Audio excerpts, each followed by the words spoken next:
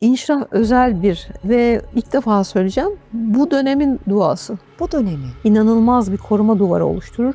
Auranızı sıklaştırır. Teslim olduğunuzda zaten o enerji dalgası, o frekans sıkışıp kalmıyor. Dedikodu yapmayın diyorum. Dedikodunun frekansı 30 Hz. Frekansı yüksek olduğu zaman düşündüğünüz önünüze gelir. Geleceğin ilacı frekans olabilir mi diye soruyorsunuz. Olabilir mi? Ya o gelecekten bir bilgi desem size, Nasıl yani? çünkü her şey frekans. Göbekten enerji alışveriş yapıyorsunuz. Müziklerde kaçınmamız gerekenler var mı? Onun yerine de ne koyalım? 1939'da ne yazık ki frekansı 440'a ayarladılar. Bütün müzikler şu an dünyada. Bütün dünyada. Aslında bizim yapımız 432 Hz ayarlı. Bu burayı 741 Hz'e de temizleme imkanını sağlıyor. Ve Kur'an-ı Kerim'deki bu zikirler zaten bütün bedeni titreşim haline koyuyor. Ve frekansı çok yüksek. Okudukça titreşimi artıyor. Birçoğumuzun üçüncü gözü kapalı. Neden? Yıllarca bize florür verdiler. Sezgilerimiz kapalı çünkü. Çünkü Allah frekansınız değiştiği zaman size hayırlı olanı getireceği için.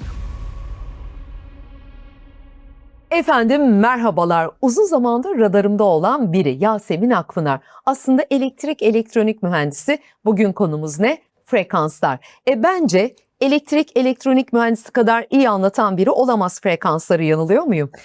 Yani evet, aslında kendimi şey yapmak istemiyorum ama doğru bir tespit.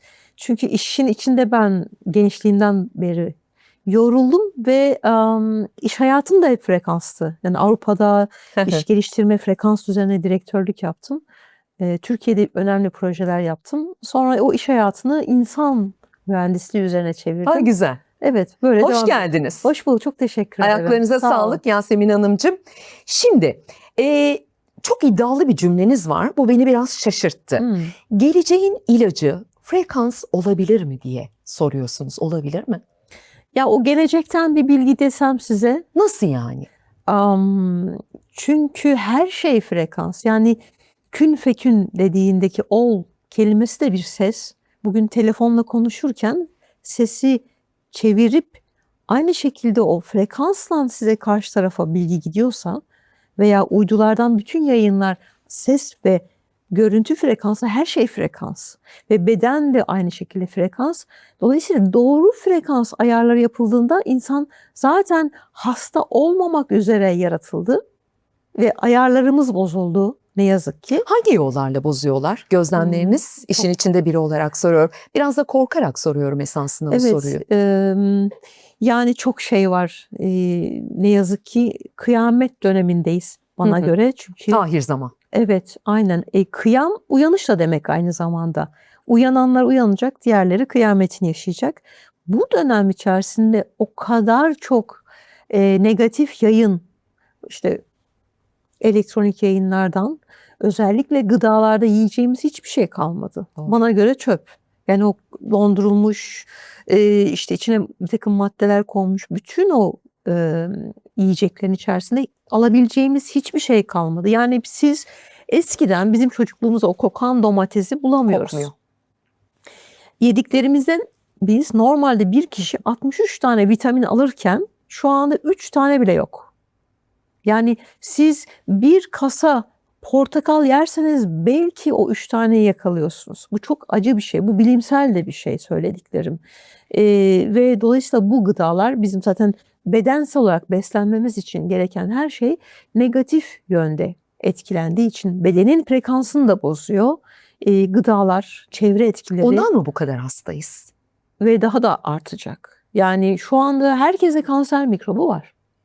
Ve bu ne zaman açığa çıkıyor? İmmün sisteminiz düştüğü zaman. İmmüde genelde sizin frekansınız düştüğü zaman, o değerlerin altına girdiği zaman, çünkü sağlıklı insan 60 ile 70 Hz arasında sağlıklıdır. Onun altına düştüğünüz an hastalıklar yukarı çıkmaya başlar.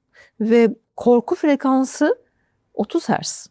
Yani insanları haberlerle korkutursunuz. Şöyle olacak, kıyamet kopacak, böyle olacak, şu şekilde hastalık başlamış, salgın var, şudur budur, deprem şudur budur gibi bütün doğasal olaylarla birlikte korkuttuğun zaman frekansı direkt aşağıya 30 Hz'e çekiyorlar. O zaman yayıncılar olarak biz çok dikkat etmeliyiz. Kesinlikle. Korku frekansını yaymadan, ama bir taraftan da zor bir denge. Çünkü olacaklara ve olanlara dair de uyarı da yapmamız gerekiyor ya, en azından ben ve benim gibi birkaç yayıncının çıkış noktasında Kesinlikle. da bu var. O dengeyi sağlamak da biraz zor oluyor Yasemin Hanımcığım, itiraf etmeliyim ki.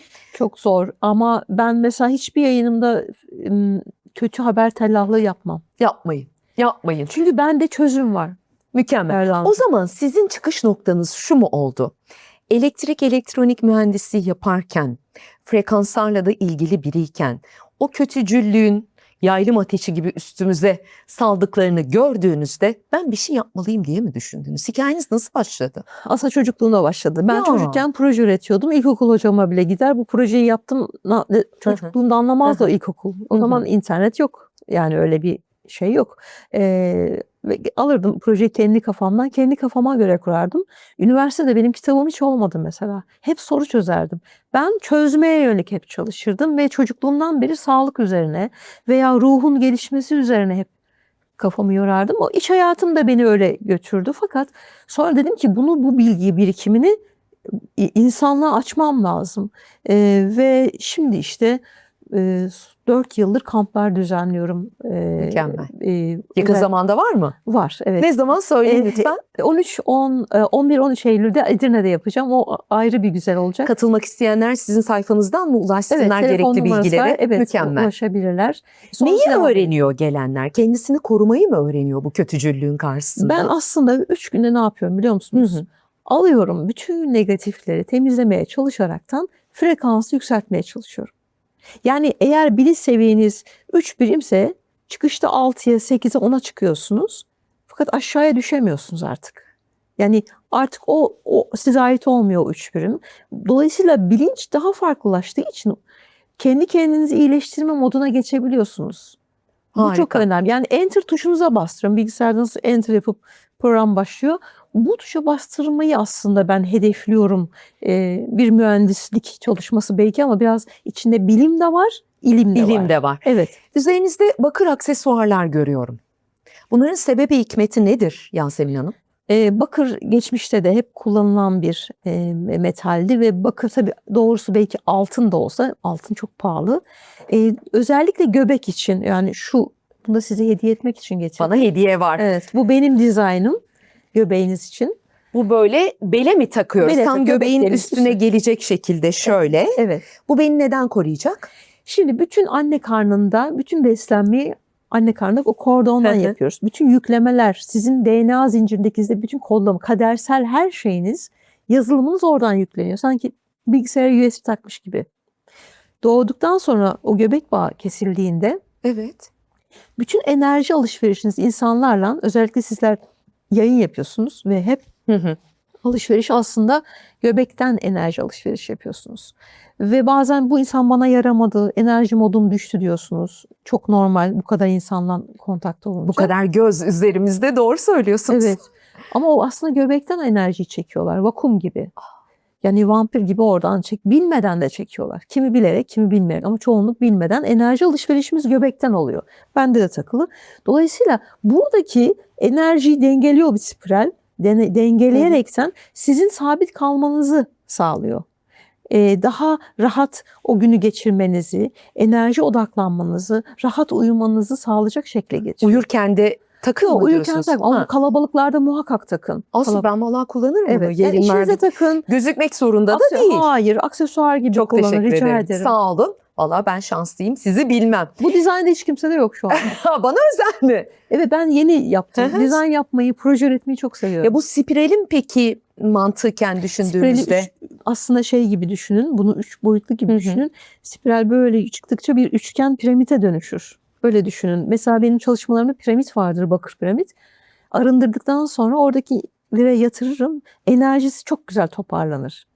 Bu da aynı şekilde öyle bir toparlar ki sizin bu spiral, bunu tabii yatayda kullanabileceğimiz halde bu şekilde toparlar ve enerjiyi dengeler.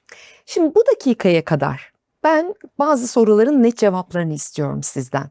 Tamam, üstümüze boca edilen bir kötülük var. O zaman bazı şeyleri dinlemememiz gerekiyor. Hı. Mesela müzik olur, ne bileyim kötücül yayınlar dedik. Evet. Mesela uzak durun felaket tellallığından.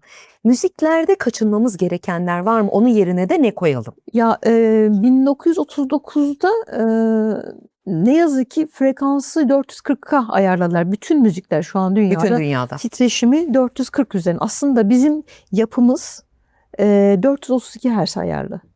432 Hz ayarlı. O titreşime ayarlı. Yani o bir dalgadır, böyle bir frekans saniyede. Hı hı. Onun titreşimi 432 Hz'tir. Dünyanın kodu da 432 Hz'e göre dönüş sağlar aslında. Ve buradaki frekans ayarı değiştirildiği için sizin görmediğiniz alanda çok büyük bir etki alanı oluşuyor. Yani hamurunuzu bozuyor diyelim, daha net anlatmak ya da izleyicilerin anlaması için. Dolayısıyla buradaki frekanslar müziklerin altında var. Özellikle hard rock, metal. Bunlar gerçekten insanları frekansını çok bozan. Ama bu anlamda bazı kanallarda işte biliyorsunuz çok işte bolluk, bereket, ruha iyi gelir, işte şifa. Bunların altına da frekans koyuyorlar. Ama 440 Hz'le titreşimli. Ben ise www.lotusyasmin.com'da ücretsiz bir web sayfası yaptım. Hiçbir yerde de yayınlamıyorum. Ücretsiz girip uygun müzikleri bulabiliyor muyuz? Şifa müzikleri Şifa diyebiliriz. müzikleri, aynen şifa Mükemmel. Bir daha söyleyin adresi. www.lotusyasmin.com'da bulabilirsiniz. Ücretsiz yayınladım. Bunu herkes dinleyebilir çok rahatlıkla. Alttaki tabanda koyduğum frekanslar tamamen şifa üzerine. Üstteki müzik hale getirin. Çünkü sadece frekansı dinlerseniz bir uğultu gelecek. O sizi mutlu etmeyecek. Ama iş yaparken, arabada kullanırken o frekansları dinlemek. Şimdi en son mesela buraya gelmeden bolluk bereketi yayınladım. Orada öyle güzel ki uçuyor ruhunuz. Ay harika. Yani dinlerken ruhunuzun uçması yönüne, özgürleşmek, her şeyin bolluğu, bereketinin size akmasına yönelik bir önde müzik var. Ama altta asıl yapan frekanslar var. Bir de ücretsiz yapmış, kabının faydasına girin, bakın lütfen dinleyin. Benim ilk işim bu olacak Yasemin Hanımcığım. Ruha dair Evet. nasıl bir tanımlamanız var? Biz aslında iki şeyden oluşuruz. Bir beden ve bizi oluşturan da bir ruh. Ve iki tane yaşımız var aslında. Nedir o? Bir beden yaşımız var, bir de ruh yaşımız var. Yani ruhun yaşı daha kadim, daha olgunsa bu hayatta siz bu bakış alanınız çok daha farklı şeylere imza atıyorsunuz. Ama daha yeni gelmiş ruhlar şu anda beden yaşı ne olursa olsun daha toy oluyor. Evet, yani 70 yaşına da gelse daha toy oluyor. Bunu bir kere bir ayırt etmek gerekiyor. Ruh dediğimiz özdür. Öz. Yani biz aslında ondan özün bir parçasıyız. Ben hep şöyle bir örnek veriyorum. Google, Amerika'da gittim ben. Silikon Vadisi'nde tektir. Kocaman bir Google. Devasal büyüklükte. Ama herkesin cep telefonunda bir Google var, değil mi? Evet. İşte yukarıda Yaradan'ın bir tamamı, bir büyük gücü var. Ve altta bizler onun bir böyle o yansımaları gibiyiz. Ama bu aradaki bağlantı sinyalleri, yani ruhun yaşı çok önemli. Eğer ruhun yaşı gerçekten olgun ise gözümüze dahi yansır. Mesela sizin gözleriniz açık renk, çok güzel, ışıl ışıl. Bu sizin bir anlamda göz demek aslında, hani şarkı da vardır, kalbin aynasıdır. Gözler kalbin aynasıdır, Evet, doğru. Evet, bu sizin aynı zamanda tamam eğitim, kültür bunlar da etkiliyor ama bu sizin ruhunuzun da ne kadar yaşlı olduğunu da gösteriyor. Bilge bir ruha sahibim. İyi bir şey söyledin. Evet, iyi bir şey söyledim. Evet, güzel. Güzel. Şimdi mesela tavsiyelerimizden biri Kur'an okumak, Kur'an dinlemek. İnsan beyninde neye yol açıyor? Hemen bir örnekle, çok güncelden bir örnekle başlamak isterim sizin söyleyeceklerinizle taçlandırmak adına. Arkadaşlarımdan rica ediyorum, Malatya'da yıllardır içme suyuna Kur'an-ı Kerim dinletiliyormuş. Hemen görseli bir arkadaşlarım ekrana getirsinler. Mesela benim çok hoşuma gitti Yasemin Hanımcığım. Bazılarının hoşuna gitmeyebilir, bilemiyorum. O onların problemi ama bence ülke genelinde bu nevi eylemlere girişmeliyiz. Çünkü Kur'an-ı Kerim başlı başına sesi şifa zaten. Bence bir bilim kitabı. Ben öyle bakıyorum bilim insanı olarak öncelikle. Ama içinde çok büyük bir ilim var. Onun ilmi var. Çok iyi bir yazılım var. Yani daha bence anlaşıldığını düşünmüyorum Kur'an-ı Kerim'in. Ve Ben çok inceledim. Matematik bende kuvvetli olduğu için daha çok matematiksel baktığımda inanılmaz bir bu dünyada olmayan bir matematikle yazıldığını düşünüyorum. Ve frekansı çok yüksek. Okudukça titreşimi artıyor. Yani siz boğazın frekansı 741 Hz. Siz onu Kur'an-ı Kerim'i de üzerine katarak, hani demin anlattım ya, müzik koyuyorum altına frekans. O şekilde okuyarak o şifa suyuna çeviriyorsunuz orayı.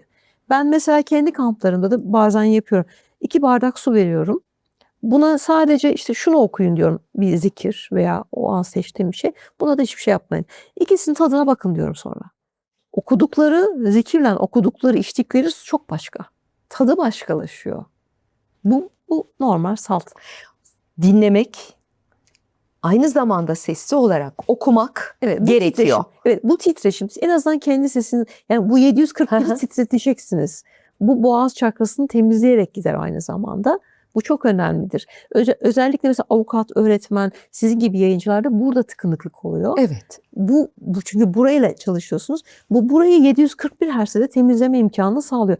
Ve Kur'an-ı Kerim'deki bu zikirler zaten bütün bedeni titreşim haline koyuyor. Bir hale koyuyor. Ya şöyle mi oluyor? Ya insanın kendi özüyle buluştuğu anlar gibi niteleyebilir miyiz Kur'an-ı Kerim'i okuduğumuzda, dinlediğimizde? Bakın kalbe kadar maddede yaşıyoruz. Yani burada 7 çakramız var, bizim 7 enerjimiz. Kalbe kadar hep burada döneriz. İşte insan, ilişki, para falan, bir şekiller, öfkeler. Kalpten geçtiğiniz zaman 639 Hz'e geçtiğiniz anda yukarıya çıkmaya başladığınızda işte o zaman manaya geçiyorsunuz. Manada işte o zaman özünüze kavuşuyorsunuz. Benim bütün yaptığım çabaların hepsi de özle buluşunca ne oluyor peki? Öz her şeyi biliyor. Sizin bütün yaşayacaklarınızı biliyor ve sizin iç sesiniz olarak devamlı yanınızda. Ve o ses kısa ve öz, nettir. Ama zihin çok konuşur. Doğru. İçten çok yap, git gibi o sesler sizin özünüzün sesidir. Ama eğer çok konuş, buraya gideceksin, ne yapacaksın, şöyle para mı harcayacaksın falan bir sürü bir şeyler bulur. O işte zihindir. Burayı iyi ayırt etmek lazım. Ya insan biliyor aslında ya. Unutsa da bazı şeyleri biliyor. Şuradan gelen ses vardır. Evet. Hayırlı olduğuna işaret eder. Kalbime düştü deriz ya. Aynen. Bilmiyorum yani, doğru mu tanımlıyorum. Siz bu konuda çok açıksınız ama gerçekten herkes açık değil mi? Değil. Ya maalesef. Ne farkı var?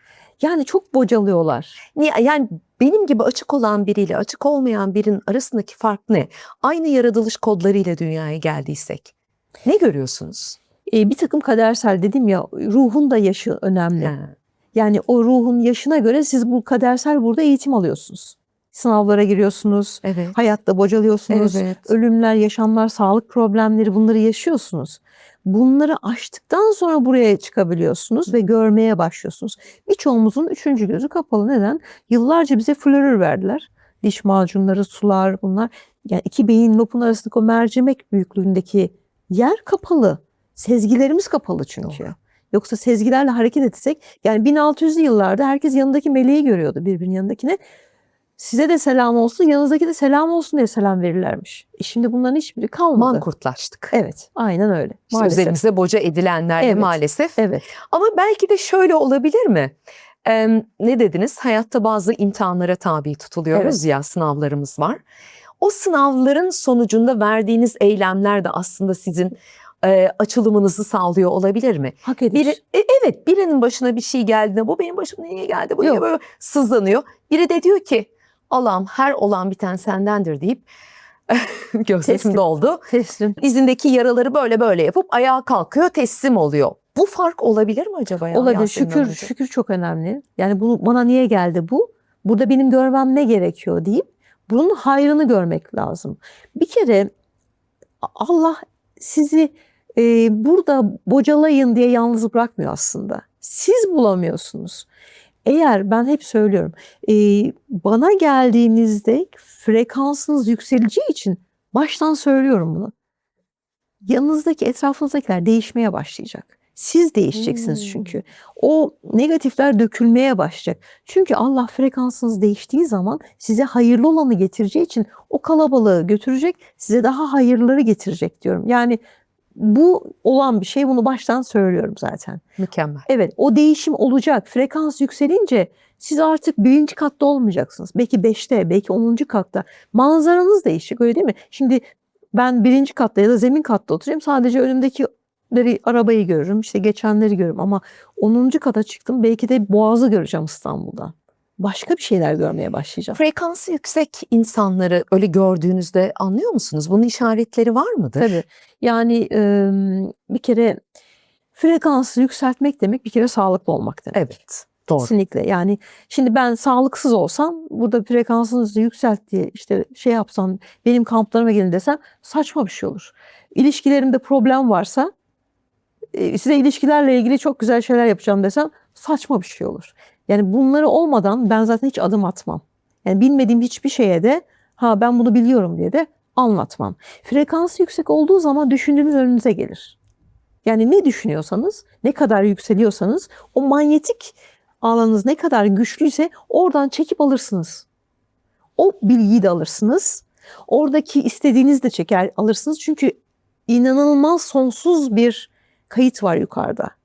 Ve bunun merhameti, Allah'ın merhameti burada, istediğini alabilirsin diyor. Ama sen yüksel, o titreşimini yükselt ki oradan çek al.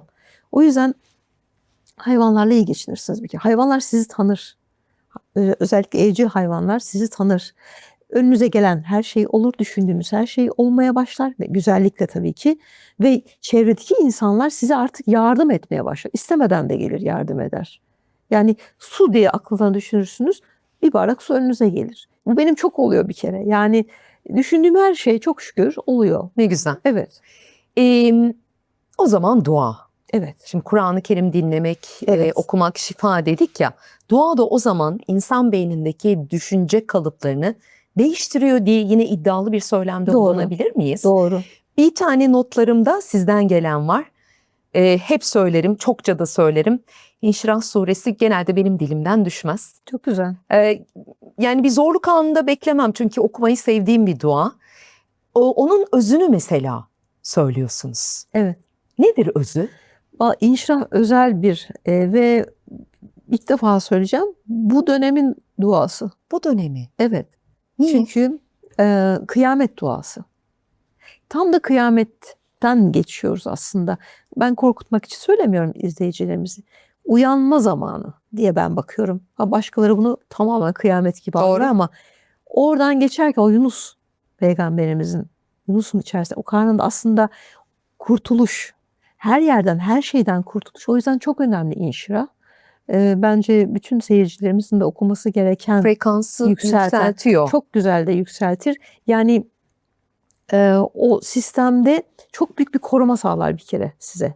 İnanılmaz bir koruma duvarı oluşturur. Auranızı sıklaştırır ve sizi oradan, yani bir şey, kurşun bile geçse yanınızdan size değmez. Öyle. Şu dönemin, bu dönemin Doğası. doğası. Evet, aynen öyle.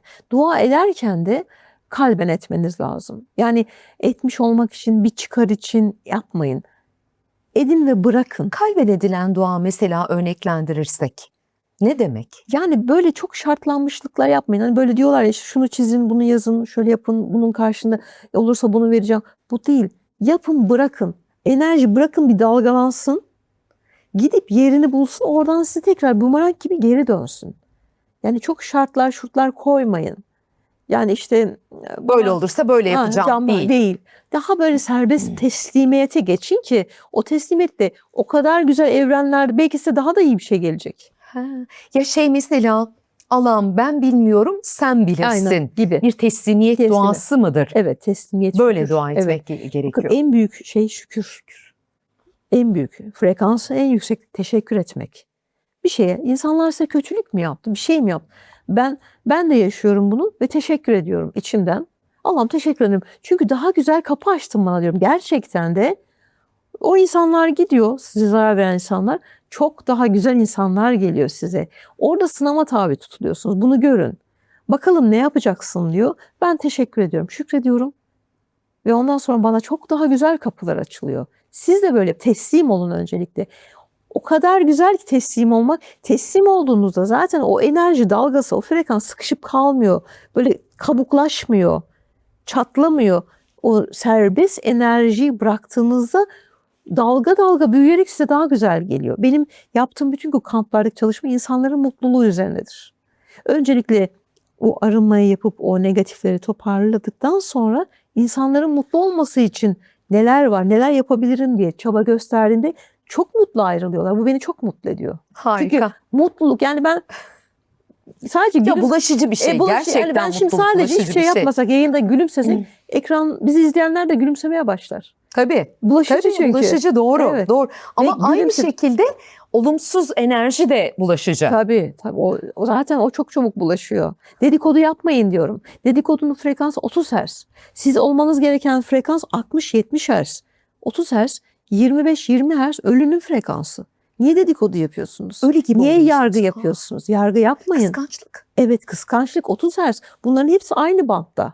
Bu bantların içerisinde kalmayın. Ya Burada yaparsanız burada düşer kalırsınız. yaratılışın mucizesine bakar mısınız? Evet. Olumsuz duygulara aslında bedende, ruhta yer yok. Yer vermemiş. Ama sen buna giriştiğinde de ölü bir beden gibi oluyorsun. Ölüme yakın bir frekansa geliyorsun. Aynen. Çok acayip bir mekanizma. Yani tek yönlü değil. Mesela böbreğimizin, karaciğerimizin frekansı 317, gözümüzün frekansı 58, kemikler 528 Hz.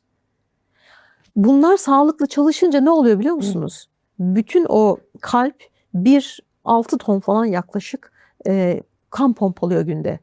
Ve bu çalışma sisteminde titreşim doğru yayıldığı zaman, işte böbrek düzgün, bağırsak çok önemli. Bütün damarlarınızdaki o çeperler içerisinde düzgün yayıldığı zaman sizin frekansınız sağlıklı bir insan olarak 60-70 Hz oluyor. Ve auranız 7 metre 40 santim oluyor. Bu çok önemli. Bu aura dediğim zırhınız, yani kıyafetiniz. Size hiçbir şey dokunamaz. Ama bu düşmeye başladı, böbrek diyelim 317'den aşağıya düşmeye başladı, 258'e indi. Başlıyor bu sefer böbrek teklemeye. Böbrek rahatsız olunca karaciğeri zorluyor. Karaciğer zorlanınca hormonlar. Hormonlar derken kalbi. Ve O yüzden sağlık mi geleceğin ilacı Evet. frekans? Evet, Şimdi aynen. daha iyi anlıyorum. En baştaki soruya gidersek.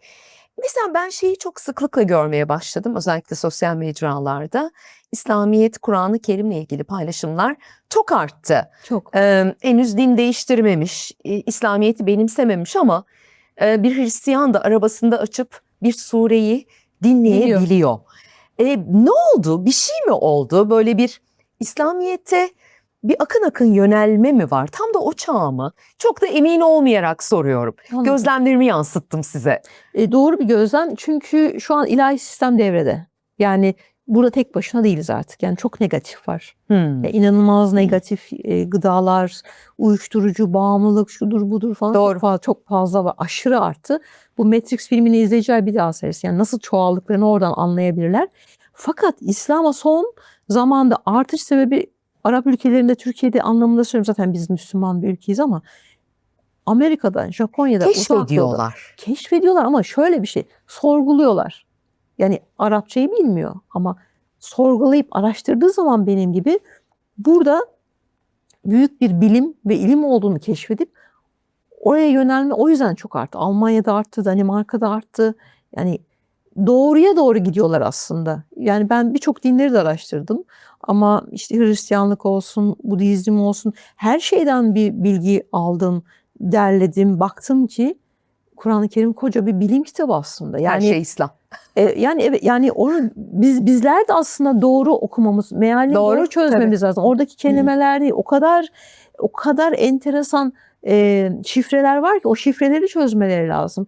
Ben bir girdim mesela, bambaşka şeyler söylüyor.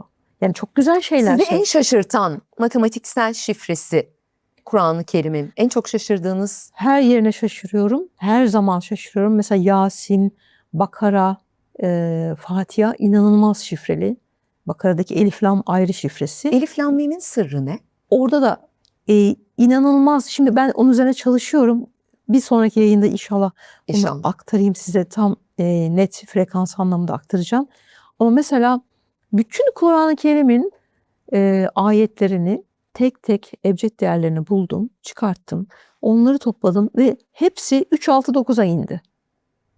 Yani bütün Kur'an'daki o 114 sureyi ayetleri bu çok vakit aldı tabii benim için. Toplamda 3-6-9'a geldi. Yani. Yani 3-6-9 Tesla'nın söylediği gibi 3-6-9 sistemi evrenin titreşimi. Evet. Evrenin sırrı dediği Evrenin rakamlar. sır dediğinde Kur'an-ı Kerim'de bunu buluyorsunuz. Yani herkes araştırabilir. Buna vakit harcasınlar, toplasınlar, baksınlar 3-6-9'a geliyor. Yani çok güzel bir matematik buluyorum. Fatiha suresi mesela. 7 tane gezegen. 7 tane o ayetin her o güne ait okunmasındaki ebced değerlerini yaptığınızda bütün çakra sisteminiz aydınlanmaya, kundalini aktif hale geliyor. Enerji sisteminiz aktif hale geliyor. Ben bunu şu anda lotusyasmin.com'da bunu frekanslan ve müzik sistemi bilgim dahilinde olduğu için mühendislik öyle yaptım. Ama bazıları dinlerken yorum yazıyorlar bana. Bunun içerisine zikir mi koydunuz diyor. Ben zikir sesleri duyuyorum diyor. Yani demek ki böyle bir şey. Yani enteresan mucizeler. Acaba diyorum gözle görebilseydik dünyadaki o ya da alemdeki enerji denizini, bizim dışımızda bizi koruyan o koruma kalkanını çok şaşırır mıydık Yasemin Hanım ya? Ya Kendimizi sadece şundan ibaret zannediyoruz hayır, ya, ondan renkler, soruyorum. aynen hepimiz bir renk, aslında bir renk ve bir titreşim halindeyiz ama burada sıkıştırılmış halde. Sanki bir lastiği alın, lastiği böyle gevşetince onun formasyonu da değişir. Öyle değil mi? Ama böyle kapatırsanız şu aslında 10 santimliktir ama açarsınız belki yarım metreye gelir, 1 metreye gelir. Titreşimdir bu. Sizdeki titreşim, bendeki yansıma. Nasıl insanlar, ya enerjim bu insana çok tuttu dersiniz. O Evet. insanla hep görüşürsünüz, paylaşırsınız. Neden? Çünkü sizin manyetik alanınız onun manyetik alanındaki kapıyla buluşmuştur, çakışmıştır. Manyetik alanınız, enerji hattınız uyuşmazsa o insana bakmak bile, sohbet bile etmek istemezsiniz. Hatta kaçarsınız. O yüzden enerjim tuttu kelimesi oradandır. Böyle bir Interstellar filmini bilir misiniz? Evet, bayılırım Oradaki hatta. en sevdiğim film bence number one. Aynen. Oradaki o titreşimleri görür müsünüz? O adam çıkıyor, kızına Evet. yetişmeye Orası tamamen işte titreşim, frekanslardır. Aslında öyle bir şey mi? Öyle bir şey. Peki bir şey söyleyeceğim. Bu tarz filmleri yapanların bu bilgisi de yine acaba Kur'an-ı Kerim olabilir mi? Faydalanıyorlar mı sizce Yasemin Valla ben Hanım ya? NASA'da Kur'an-ı Kerim inceliklerini biliyorum. Ve bence bu insanlar işte ne bileyim orada Christopher Nolan, evet. Spielberg gibi insanlar normal insan değiller. Yani oradaki müziği yapan Hans Zimmer bile filmi izlemeden müziği yapmış. Fakat müzikten öyle kadar bir örtüşüyor ki o müzikle örtüşmüş film. ki o kadar yani. Yani başka bir yerde, hiçbir yerde kullanılmaz o müzik. Öyle değil mi? Onun gibi Interstellar gibi, işte Lucy filmi Lucy mesela. mesela. Öyle sıradan bir film değil. Sanki yazarı, senaristi bizdeki o bütün alimlerin kitaplarını hatmetmiş falan gibi hissettim ben izlerken. Kesinlikle öyle. Kesinlikle öyle. Yani bu bilgiler akaşik kayıtlarda hepsi var. Siz neyi çekersiniz dediğim gibi. Ne kadar yükselirseniz o kadar bilgiyi çekersiniz. Ben mesela ben bir müzisyen değilim. Ama bu yaptığım müzik çalışmalarında böyle bir bilgi akışı geldi. Yani insanlara nasıl yayarım derken ücretsiz olarak. Çünkü ben bunu alıp farklı kanallara kayıp para da kazanma imkanım var. Ama benim böyle bir derdim yok. Orada ücretsiz herkes şu anda Amerika'dan, Avustralya'dan, Azerbaycan, Türkmen, Japonya'da her yerden dinleniyor. Yani yayına girmeden önce baktım 257 bin dinlenme var. Bu müthiş bir şey. Bu çok güzel bir şey ama sadece dinlenme değil. Gelen sonuçlar müthiş. Ya inanılmaz ruh ve beden olarak. O kadar meraklandırdınız ki biter bitmez çekim hemen. Evet. Mesela bolluk bereket var. Açın evinizde izleyicimiz. Çok da güzel, keyifli. Dinleyin, dinletin. İş yerinizde açın. Bolluk bereket gelsin, sağlık gelsin. Harika. Bir güzel cümle burada söylemek isterim. Sizin için kaydetmiştim. Herkesin bildiği ama ara ara bunları da dillendirmek gerekiyor Yasemin Hanımcığım. Dünyada olabilecek her olay için misal aleminde sayısız ihtimal uyur. Doğru. Ağzınızdan çıkan sözlerle o ihtimalleri siz uyandırırsınız. Güzel kelimeler söyleyin ki güzel ihtimaller uyansın. İnsanın kaderine müdahalesi tam olarak buradadır. O zaman kader değişir diyebiliyor muyuz? Tabii kader bir doğumuz, ölüm zaten nefes alışınız burada belli. Ve bu aradaki bir sürü yolları siz bir anlaşma yaparak geliyorsunuz. Kalü bela. Evet, bu anlaşmada siz buradan şöyle çok basit örnek hep veriyorum. İstanbul'dan Bodrum'a uçakla gidebilirsiniz. Yürüyerek gidebilirsiniz. Otobüste gidebilirsiniz. Ağrı'ya gider, oradan da bir sürü yol var değil mi? Almanya'ya gider, oradan da gelirsiniz. Ama seçtiğiniz yol kısa yol sizi en az yoran bir yol olacaktır. O yüzden o kader kısmında hak edişiniz ölçüsündeki o yolu seçiyorsunuz. Benim derdim de bu çözümleri en kısa yoldan frekanstan sokmak. evet aynen hayatlarınıza sokma. Yani uzatmadan, çile çekmeden, hastalanmadan bu yola sokmak. Sizin hayatınızda neler yok mesela Yasemin Hanım? Ben mesela gece Wi-Fi'yi kapatıyorum ve kapatın diyorum. Doğal beslenmeye çalışıyorum. Spor yapıyorum ve insanlarla çok fazla bir araya gelmiyorum. Yani ben kamp yapıyorum. Kamptan sonra eve kapanıyorum. Dışarı çıkmıyorum. Alışverişe gitmiyorum. AVM gezmiyorum. O yüzden de tuzlu suyla çok yıkanırım. Sirkeli tuzlu suyla çok yıkanırım. İnsanlarla öyle bir sadece sohbet, bu güzel sohbetleri yapmak için bir araya geldim. Onun dışında pek bir araya gelmem. Özellikle benim Uyku Vadisi kampımda doğal mesela her şeyi oradaki doğal köylüden alırım. Sizin söylediğiniz gibi domatesi, biberi. Yiyecekleri özel seçeriz kampta. Kaliteli bir uykunun da bir frekansı var Ben bir değil kere mi? evet uykuyu Anlatın ne olur. Kimse uyuyamıyor çünkü. Ya ben bu şeyleri yayınladığımdan beri dinletiyorlar ve insanlar çok güzel uyuduk. Daha şimdi az önce aldım mesajlar. Çok güzel uyuduk diyorlar. Uyuyorlar. Çünkü frekans ayarı yapıyor. Yatarken dinleyin diyorum. Gerçekten güzel uyuyorlar. Ben zaten dinlediğim için ve çalıştığım için üniversitede bu kadar ders çalışmadım. Şu anda deli gibi frekans çalışıyorum. En az elimde 40 tane proje var. Onlarla uğraşıyorum. Ve kaliteli uyku çok önemli. Çünkü vücudu yeniliyor. Doğru. İnsan vücudu gerçekten bir anten mi? Evet, kesinlikle. Yani ben insana bir makine gibi bakıyorum. Beyin dalgaları özellikle şu anda kullanılıyor ne yazık ki orada bir şöyle parantez açacağım.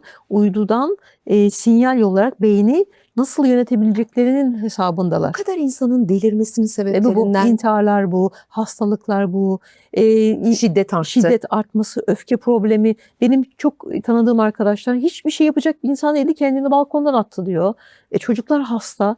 Tamamıyla o beyin aslında çok güzel bir alıcı verici gibi çalışıyor.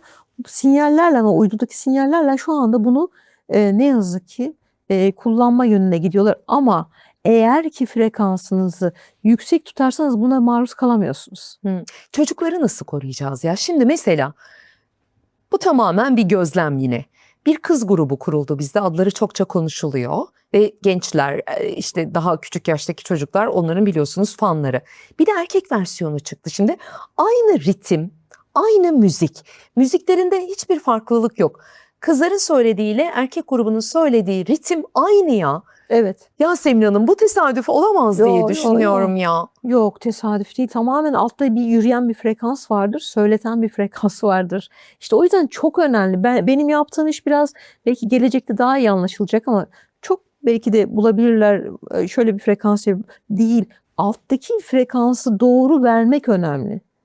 Yani tam bir mühendislik çalışmasıyla doğru hedefe vermek gerekiyor. Yoksa ben bu frekansı bu yapılan gibi negatife kullansam köleler yaratabilirsiniz. Yani zombiler yaratabilirsiniz ki günümüzde şu anda ona doğru bir akış var. Yani isterseniz herkese uyuşturucu bağımlısı yaparsınız. Frekansa. Tabii yaparsınız. Bunu müzik yoluyla Müzik yapabilirsiniz. yoluyla yaparsınız, yayınla yaparsınız. Uydulardan artık yapabilirsiniz. uydulardan da yapabiliyor. Bu kadar yukarıya uydu yollanmasının sadece işte uzayı keşfetmek olduğunu düşünmüyoruz ya da iletişimi sağlamak. Yok tabii ki öyle değil. Bu kadar yatırım onun için değil. Ne kadar size tabağı yaratırsanız o kadar çok güzel yönetirsiniz. Ve bunu çok güzel de şu anda yapıyorlar maalesef. Yani ben Amerika'da yaşadığım süreçte bu kadar olamaz diyordum. Yani Amerikalıların birçoğu hiç kafasındaki hiçbir şey kullanmıyor. Öyle bir yönetiyorlar ki yani mesela bunu yapacaksın diyorlar ona doğru gidiyor herkes. Sorgulamıyorlar. Sorgulamayan insan ne diyor Kur'an-ı Kerim'de? Akletmez misiniz? Yani sorgulamıyor musunuz diyor. İşte bunu söylüyor. Sorgulamanız lazım. Bize niye bu kadar? Ne kadar çok şeyin sponsoru varsa yani kahvenin diyelim. Kahve mesela aslında zararlı. Yani birden fazla içmeyin diyorum. En az %15 sizin frekansını aşağıya çekiyor. Ölçülen bir şey bu mesela. Ne kadar çok şeyi sponsorluk yapıyorlarsa oradan kaçın diyorum.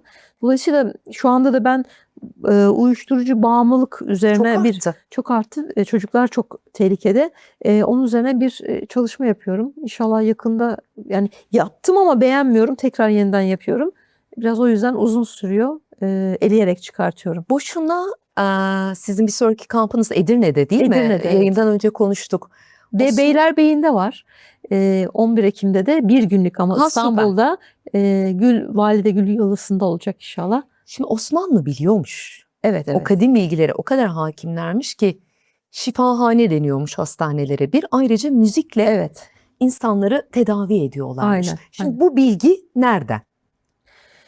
Ya çok daha kadim bilgilerde var zaten bunların hepsi. Yani ben şöyle düşünüyorum. Bu dünya 5 kere, bu 5. versiyon. Bu bilgiler zaten vardı. Kendi içimizdeki tohumda da var. Bunu unutturuyorlar. Yani bakır bileklik mesela taktınız. Yani ben hatırlarım. Ninelerimiz takardı, kollarında ağrı, öyle romatizma olurdu. falan ağrıları için takarlardı. Bu unutturuldu. Şimdi belki moda diye takıyorlar ama doğru bir şey yapıyorlar. %100 bakır taktığınız zaman o bakır sizin enerjinizi yükseltiyor. Unutturulan çok şey var. Yani kınasından tutun bir sürü şeyler var. Mesela eskiler padişahlar muhakkak kemer takar. Kraliçe Elizabeth mutlaka elini Böyle tutar. kapatır. Atatürk elini böyle kapatır. Yani çok örnek var. Ama bize ne yapıyorlar? Bunları hep unutturuyorlar. Dolayısıyla şimdi hatırlama zamanı. Özümüze dönme zamanı. Kendinize artık reset atma zamanı. Resetlerseniz şifalanırsınız. Ve dediğiniz gibi hastane değil aslında. Şifahane olsa siz oraya şifalanacağım diye gidersiniz. Kötücül grupların artık tabi oldukları her neresiyse tüm bu insanlığı delirtmek, çıldırtmak, özünden uzaklaştırmak, gıdayla zehirlemek, havayla zehirlemek, o liste uzar gider. Muratları ne? Ne buldunuz bu çalışmalarınızın sonucunda? Asıl murat ne? Onların ana çalıştığı merkez şeytan zaten. Şeytan 3 şey söylese ikisi doğru, bir tanesi yanlıştır zaten kendine çekmek için. Orada ona hizmet ediyorlar. Ya aslına baktığınızda ne demiş? Ben yoldan çıkarırım senin kullarını demiş mi? Demiş. Şu anda da aslında başarılı gidiyor. Benim de derdim hayır, ilahi sistem bunun üzerine bir sürü aslında olanak sağlıyor. Bunu görmek, frekans yükselince zaten bilinciniz uyanıyor ve o anlamda siz artık o bakış açısında olamıyorsunuz. Yani o ayarda bakamıyorsunuz. Sadece bir tek kanaldan bakmıyorsunuz. Bütün dünya kanallarından bakmaya başlıyorsunuz. O çok önemli. Her ses frekans hakkında bir sır taşır. Cümlenizi biraz açmak isterim tam da burada. Mesela müzikleri konuştuk, şundan uzak durun, bunu dinleyin dedik de dünyanın da bir sesle yaratıldığını düşünüyor musunuz? Kesinlikle. Yani ol, kün fekün zaten bir ol. Ol nedir? Bir ses frekansı. Ama tabii bizim ol dememizde olacak bir evreni yaratacak bir ses titreşimimiz yok. Ama Yüce Allah'ın o ol dediği frekans o kadar yüksek ki bütün evrenleri yarattı. Paralel evrenler, alemler, yani o anlamda galaksiler, yıldızlar, gezegenler ve her şeyi oldurdu. Bu çok yüksek bir frekans. Yani bugün Musa işte Allah'la konuştu dediğinde ben konuşabilecek bir hücre yapısı tanımıyorum. Yani o kadar yüksek bir titreşim ancak Cebrail'le belki konuşabilir. Çünkü çok yüksek bir frekans. Onu bizim bu hücrelerimizin kaldırabilmesi mümkün değil. Yanarız yani. O kadar büyük bir güç, o kadar büyük bir titreşim. Yani ben kelimeyle zaten tarif edemiyorum. Edebilen var mı bilmiyorum. Bizim çıkardığımız sesler, kelimelerimiz, cümlelerimiz çok önemli. Bir kadının ve bir erkeğin ses frekans titreşimi farklıdır. Tabii. Yani bir kadın 285 Hz'e kadar çıkartır sesini ve titreşimini yayar. Erkek ise 185'e kadar çıkartır. Niye? Ve o yüzden kadın sesi daha etkilidir. Evet. Ona göre yaratılmış aslında. Aslında toplumda kadının öne çıkması lazım. Kadının öne çıktığı zaman yayacağı frekans rahimiyetten gelir. Doğru. Yani kadın ne yapar? Doğurur, yaratır. Erkek yapamaz bunu. Kadın hem çalışır hem çocuk büyütür. Yani hem kariyer yapar hem o şekilde çocuğun, yani çok büyük bir gücü vardır rahimiyetten dolayı. Dişil enerjisi yüksektir. Bu anlamda baktığınızdaki ses frekansı da yüksektir kadının. O yüzden kadın kısmı bastırılan toplumlarda öne çıksın istenmez. Çünkü toplum aydınlanmaya başlar bu sefer. Nazarı peki ses, frekans nasıl tanımlıyorsunuz tüm bu pencerelerden baktığımızda? Şimdi beynimizin gücü her bir hücre yapısında 0,7 miliwatt bir elektrik yapısı var. Ve beyindeki düşünürseniz o kadar milyarlarca 35 milyar hücre derseniz bile katrilyonlarca bir enerji yayıyor beyin. Ve çok önemli beyin. Yani ana motor aslında bir sıvı içerisindedir beyin. Ve buradaki beynin o gücünü siz gözden birisine yansıtırsanız, o an odaklanırsanız onun aurasından girip etki alanını oluşturup ve onu kırabilirsiniz. Bilerek yapabilirsiniz, bilmeden de yapabilirsiniz. O yayılan frekans bir anlıktır. Ay ne kadar güzel gözleri var dersiniz.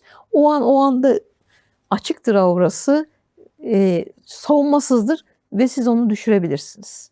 Veya bir bardağı dahi o anlamda çatlatabilirsiniz ki olan şeyler bunlar.